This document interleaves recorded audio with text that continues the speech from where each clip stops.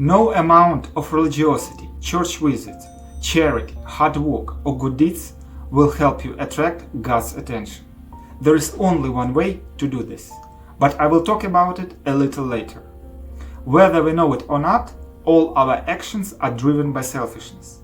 Even when performing seemingly completely selfless acts aimed at helping others, they primarily bring pleasure to ourselves. For example, when giving alms to a homeless person, yes, we help a person, but at the same time we feel pleasure from being in a better material position than he is, and from the fact that we have done a good deed, for which we will be rewarded many times more in the future. After accumulating a fortune, a person begins to engage in philanthropy and charity on a larger scale. For example, he builds shelters for the homeless or for animals, helps a university, school, or medical institutions. In this way, he not only gets pleasure from a good deed and a sense of superiority over others, but also enjoys the recognition of society, receives tax deductions. Streets, university buildings, and hospital facilities are named after him.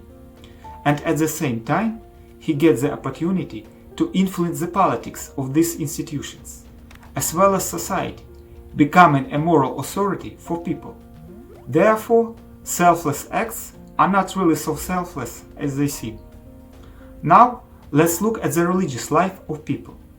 To the vast majority of people, God as a personality and an object of knowledge and love is not of interest. All their interaction with God comes down to periodically remembering Him, asking Him for something, and going to church from time to time, thus fulfilling the routine duties of a religious person. Overall, engaging in spiritual practices, reading prayers or meditating, as well as adhering to religious restrictions, people just want to find peace of mind and improve their material condition. If not in this life, then in the next. As we can see, both the spiritual life and good deeds of a person are based on self-interest and are not aimed at sincere knowledge of God and the desire to do something pleasant for Him, not for oneself, but solely at satisfying one's own needs. That's why such actions cannot attract God's attention or win Him over.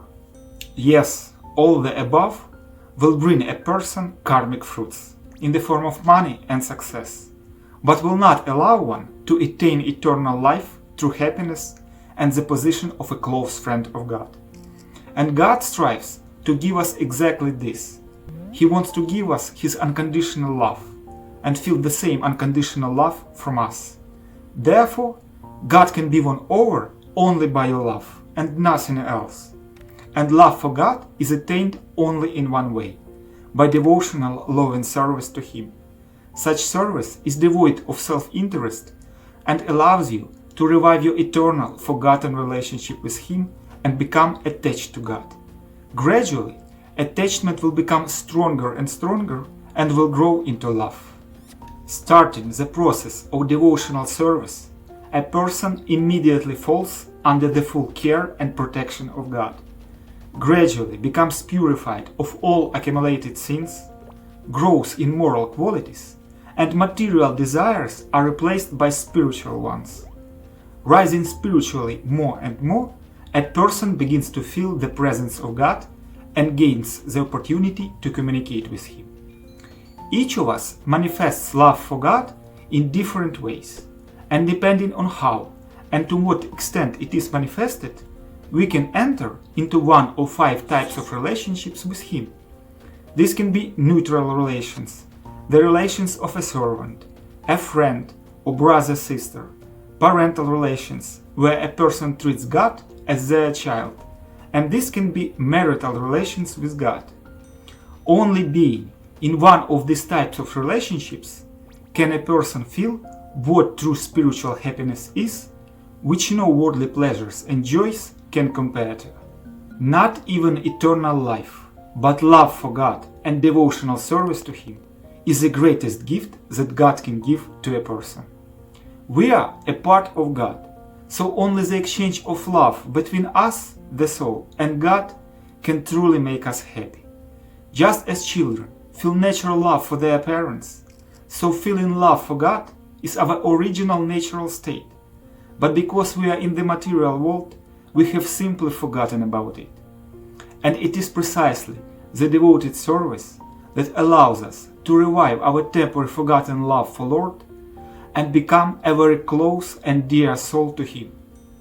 To receive this gift, one must sincerely want to know God, desire to become happy, and turn to Him. God will surely hear your request, because He is in the heart of each of us, and will direct you to His pure devotee, who will tell you how this can be done. Thank you for watching.